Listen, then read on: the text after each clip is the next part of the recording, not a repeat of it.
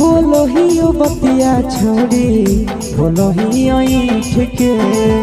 करो हखी धंधा सुगनी सुतले बैठ के कहो ही ओ बतिया छोड़ी बोलो ही ऐठ के करो हखी धंधा छोड़ी सुतले बैठ के अबे ऐसे करही छौड़ी कमावा हो तो मंदा गे ऐसे करही छौड़ी कमावा हो तो मंदा गे कहियो हम रोजोरे खेलेंगे छौड़ी गुली डंडा गे